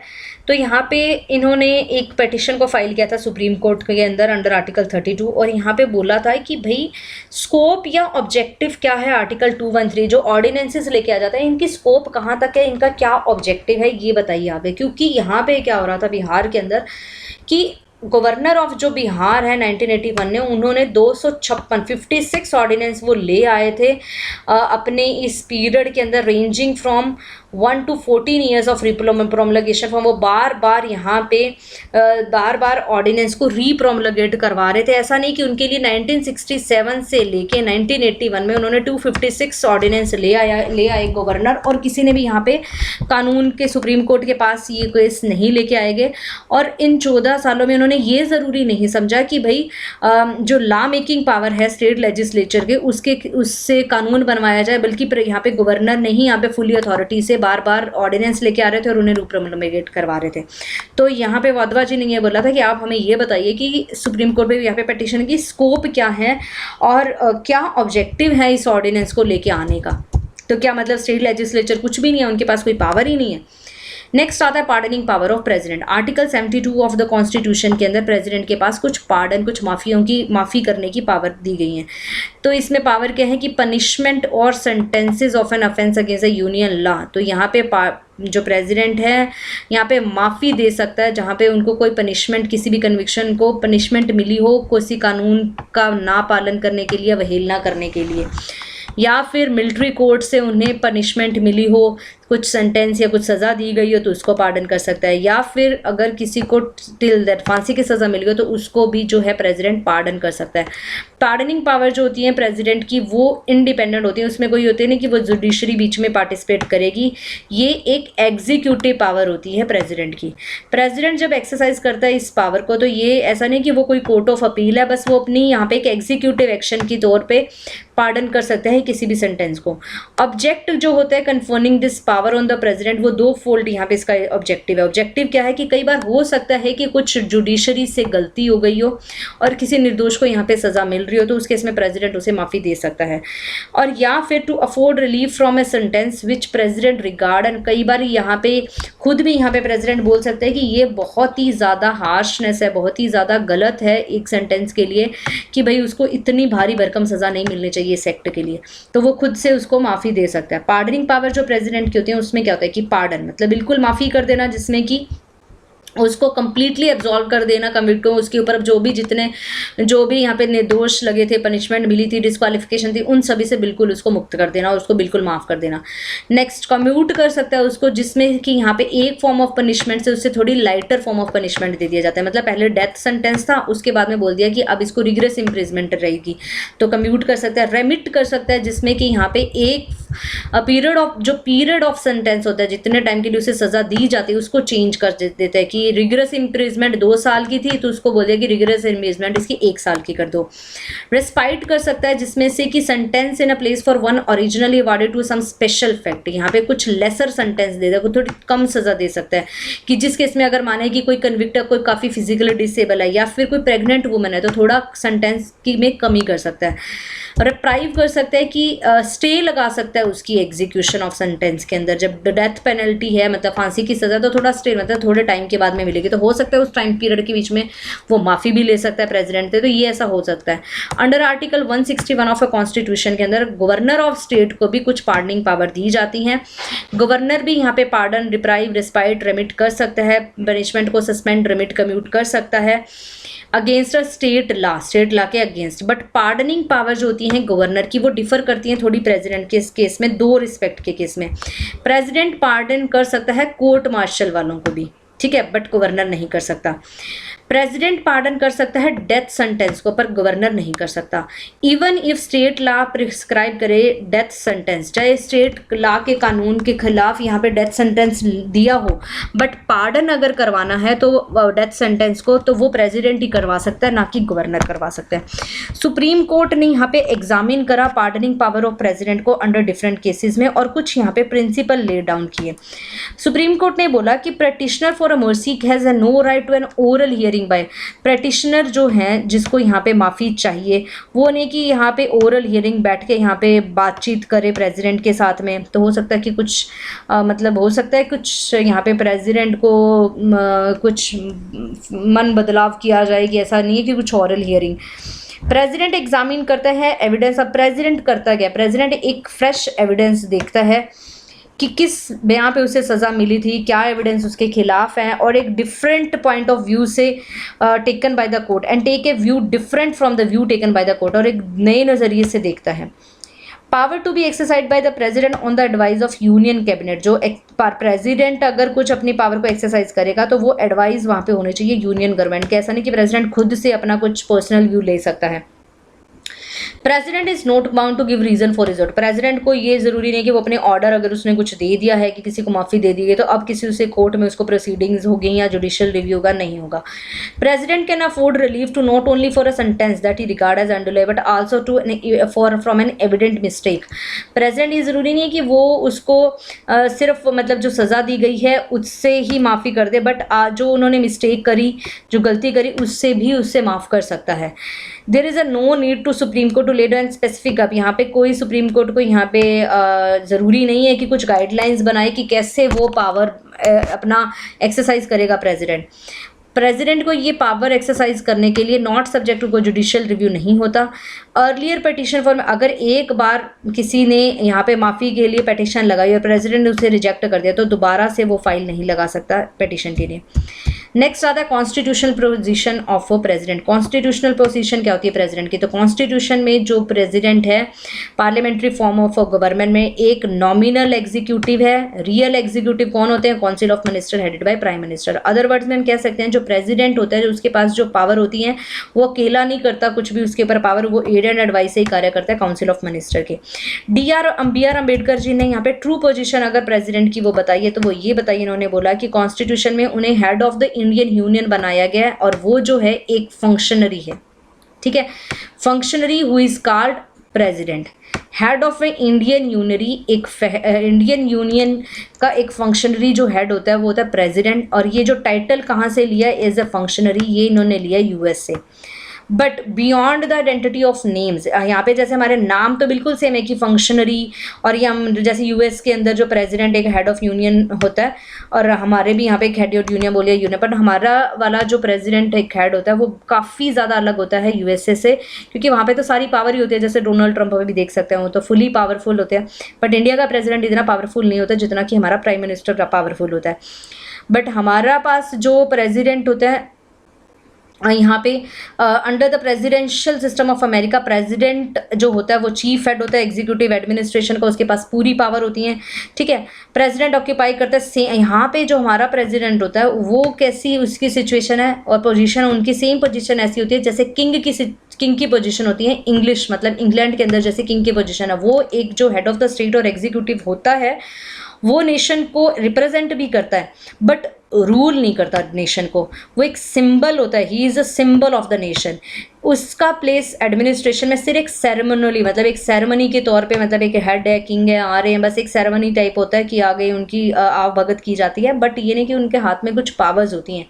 ही इज़ जनरली बाउंड, हमेशा जो होता है ज़्यादातर प्रेसिडेंट बाउंड होता है एडवाइस ऑफ मिनिस्टर्स की, अपनी मर्जी से कुछ भी नहीं कर सकता, to the contrary to the advice of ministers के एडवाइस के बिना कुछ भी नहीं कर सकता। प्रेसिडेंट जो यूएस को होता है वो डिसमिस कर सकता है किसी भी सेक्रेटरी एनी टाइम पर प्रेसिडेंट जो इंडिया को होता है उसके पास पावर नहीं होती। इन एस्टिमेटिंग कॉन्स्टिट्यूशनल प्रोविजन अगर प्रेसिडेंट की देखें, पर्टिकुलरली रेफरेंस अगर देखें कि कौन कौन सी पावर्स होती हैं प्रेसिडेंट, तो 53, 54 और 75 के अंदर ये लिखा गया है कि कॉन्स्टिट्यूशनल पोजीशन कैसी होती है प्रेसिडेंट की। तो एग्जीक्यूटिव पावर जो होती है यूनियन की वो वेस्ट करती है प्रेसिडेंट। एग्जीक्यूटिव कोई भी कार्य जो एग्जीक्यूट करे वो किसके नाम पे होगा, प्रेसिडेंट के नाम पे होगा, तो ये पावर होती है और वो एक्सरसाइज करता है इन पावर को थ्रू ऑफिसर्स, किसके through the officer subordinate to him, ये लिखा गया आर्टिकल 53 के अंदर।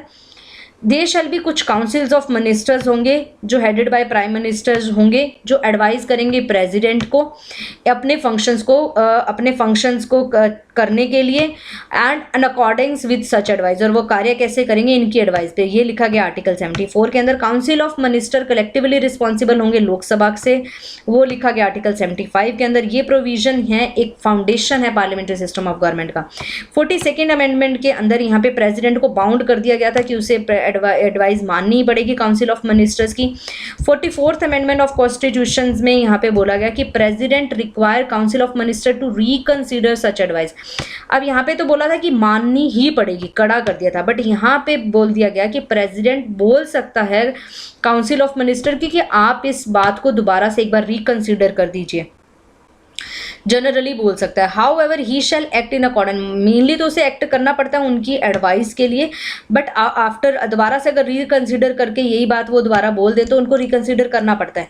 बट एक बार यहाँ पे बोल दिया गया कि हाँ ये कोई ज़रूरी नहीं है, बाउंडिंग नहीं है, दोबारा वो यहाँ पे कैबिनेट को बोल सकते हैं कि आप इस मुद्दे पर दोबारा से थोड़ा सा सोचिए या रिकंसिडर कीजिए इस बात को। इन अदर वर्ड प्रेसिडेंट यहाँ पे रिटर्न कर सकते हैं किसी भी मैटर को वंस फॉर अ रिकंसिडरेशन, और दोबारा जब आगे रिकंसिडरेशन करके वही एडवाइस तो उसको फिर बाइंडिंग हो जाती है। अक्टूबर 1997 में ऐसा ही हुआ था कि कैबिनेट ने रिकमेंड किया प्रेसिडेंट KR नारायणन को कि इम्पोज कर दो प्रेसिडेंट रूल अंडर आर्टिकल 356 को यूपी के अंदर। तो प्रेसिडेंट ने रिटर्न कर दिया इस मैटर को कि बोला कि आप रिकंसिडर कीजिए और decided not to move ahead in the matter. And फिर उसके बाद में इन्होंने रिकंसिडर के लिए जब कैबिनेट में पहुंचा तो फिर कैबिनेट डिसाइड किया कि ठीक है हम अब इस मामले में आगे नहीं जाएंगे, हम यहाँ पे प्रेसिडेंट रूल नहीं लगाएंगे। तो मतलब प्रेसिडेंट ने एक बार के लिए यहाँ पे रोक दिया था प्रेसिडेंट रूल यूपी के अंदर। हेंस जो बीजेपी लेड गवर्नमेंट थी कल्याण सिंह के द्वारा वो यहाँ पे बच गई थी। अगेन 1998 के अंदर प्रेसिडेंट KR नारायणन ने रिटर्न कर दी थी रिकमेंडेशन जो कैबिनेट के द्वारा दी गई थी कि आप प्रेसिडेंट रूल लगा दीजिए बिहार के अंदर, बट कुछ मंथ के द्वारा उनको दोबारा से यही एडवाइस दी गई कि हाँ भाई आप प्रेसिडेंट रूल लगा दिए, तो उन्हें लगाना पड़ा था 1999 के अंदर। ठीक है, तो वंस बोल सकता है रिकन से दोबारा नहीं बोल सकता। Though president has no constitutional discretion, कोई भी कॉन्स्टिट्यूशनल अपनी मर्जी से कॉन्स्टिट्यूशन में कुछ भी नहीं कर सकता, उसके पास थोड़ी सी सिचुएशनल कोई सिचुएशन को लेकर उनको डिस्क्रिशन होती हैं, अपनी मन मुताबिक वो कार्य कर सकता है। वो कौन सी होती हैं? जब प्राइम मिनिस्टर अपॉइंट करना हो, जब कोई भी पार्टी मेजॉरिटी में नहीं चुन के आई हो लोकसभा के अंदर, तो उस प्राइम मिनिस्टर को एडवाइस करने के लिए यहाँ पे ये प्रेसिडेंट अपना डिस्क्रिशन यूज़ कर सकता है। जब प्राइम मिनिस्टर डेथ हो जाए सडनली, तो उस टाइम में अब किसको प्रेसिडेंट प्राइम मिनिस्टर बनाया जाए, तो यहाँ पे प्रेसिडेंट अपने डिस्क्रिशन से कार्य कर सकता है। जब डिसमिस हो जाए council of minister and when it can not prove the confidence motion यहाँ पे जो है प्रूव नहीं कर पाए तो और डिसमिस हो जाए, तो उस केस में प्रेसिडेंट जो है अपने सविवेक से कार्य कर सकते हैं। नेक्स्ट इज जब लोकसभा डिसॉल्व हो जाए, अगर काउंसिल ऑफ मिनिस्टर अपनी मेजॉरिटी खो दें फ्लोर के ऊपर, तो उस केस में यहाँ पे नेक्स्ट अब किसको सरकार बनानी है ये सब कुछ डिसाइड किया जाता है प्रेसिडेंट के द्वारा। तो ये सारे प्रेसिडेंट से रिलेटेड जो हैं आर्टिकल्स हैं जो बहुत ही इंपॉर्टेंट आपको बिल्कुल पता होना चाहिए। 52 में लिखा गया है प्रेसिडेंट ऑफ इंडिया के बारे में। एग्जीक्यूटिव पावर ऑफ यूनियन में 53, इलेक्शन ऑफ प्रेसिडेंट कैसे होगा 54, मैनर ऑफ इलेक्शन कैसा मैनर होगी, कौन से इलेक्टोरल कॉलेज कैसा होगा, ठीक है, इलेक्टोरल कॉलेज कौन में होंगे, टर्म्स ऑफ ऑफिस कितने साल के लिए होगा 5 साल के लिए, एलिजिबिलिटी क्या एलिजिबल होता है री इलेक्शन के लिए, यस एलिजिबल होता है री इलेक्शन के लिए, क्वालिफिकेशन क्या होनी चाहिए 35 ईयर्स ऑफ एज होनी चाहिए लोकसभा का मेंबर होने की, उसके पास काबिलियत होनी चाहिए, ठीक है, कंडीशंस क्या होने चाहिए प्रेसिडेंट के ऑफिस के लिए, ओथ एंड एफर्मेशन, ओथ कौन दिलवाता है सुप्रीम कोर्ट का यहाँ पे जो चीफ जस्टिस ऑफ इंडिया उन्हें ओथ दिलवाते हैं, प्रोसीजर कैसे इम्पीचमेंट कैसे दिलवाई जाती है, दोनों हाउसेज ऑफ पार्लियामेंट से पास होना पड़ता है, सेकेंड हाउस इन्वेस्टिगेटिव हाउस होता है और फिर उनकी इम्पीचमेंट होती है, अभी तक कोई इम्पीच नहीं हुआ है। 62 के अंदर time of holding election for fill vacancy, कितना टाइम होता है वैकेंसी ऑफिस ऑफ प्रेसिडेंट अगर इलेक्शन करवाना हो तो 6 महीने के अंदर अंदर आना पड़ता है, वैसे ज़्यादातर प्रेसिडेंट के पद छोड़ने से पहले ही उनका इलेक्शन हो जाता है। नेक्स्ट का वाइस प्रेसिडेंट एक्ट करता है प्रेसिडेंट में टू डिस्चार्ज इस फंक्शन, अगर जो प्रेसिडेंट है सिक है इल है, ठीक है, तो उस केस के अंदर matters related to the election of president. 72 के अंदर लिखा है power of president to grant pardon suspend remit commute sentences, किसी को भी मार्शल लॉज को भी, ठीक है। 74 में council of minister aid and advice करेंगे प्रेसिडेंट को। 75 में लिखा कि कुछ अदर प्रोविजन जैसे अपॉइंटमेंट टर्म सैलरीज एक्सेट्रा के बारे में लिखा है। 76 में अटॉर्नी जनरल ऑफ इंडिया के बारे में लिखा है जो हम आगे स्टडी करेंगे। 77 में conduct of business of government का जो बिजनेस है कैसे कंडक्ट किया जाता है ये कौन डिसाइड करता है, ठीक है, जो हमने पढ़ा था प्रेसिडेंट की पावर्स में। Duties of prime ministers in respect of furnishing information to the president, ये ड्यूटीज होती हैं प्राइम मिनिस्टर्स की कि वो यहाँ पे इन्फॉर्मेशन देता रहे टाइमली प्रेसिडेंट को। 85 में सेशंस ऑफ पार्लियामेंट और प्रोलोग करना और इनको डिसॉल्व करना कौन किसके द्वारा प्रेसिडेंट के द्वारा किया जाता है। Assent of bills to the parliament, president यहाँ पे असेंट देता है बिल्स को, विदहोल्ड करता है, पॉकेट वीटो करता है, सस्पेंसिव वीटो करता है, ठीक है। 110 में यूनियन बजट पास लेके आया जाता है प्रेसिडेंट के द्वारा लोकसभा में। 123 में power of president to promulgate, ordinance को प्रोमलगेट कर सकता है, ठीक है, ये बहुत ही इंपॉर्टेंट है। Next is the power of president to consult the supreme court, supreme court में किसी भी लॉ से रिलेटेड कोई मुद्दे के लिए सुप्रीम कोर्ट से कंसल्टेशन ले सकता है, बट सुप्रीम कोर्ट की जो रिकमेंडेशन है या जो एडवाइजरी है वो बाइंडिंग नहीं होती प्रेसिडेंट के ऊपर। This is all about the president. I think आपको ये मेरा द्वारा करवाया गया प्रेसिडेंट पूरा अच्छे से समझ में आ गया होगा। नेक्स्ट हम स्टडी करने वाले हैं vice president, this next topic. Stay tuned with me for the next lesson. Thank you, have a nice day. जय हिंद, जय Bharat, bye bye, take care, stay healthy, stay at home, take care.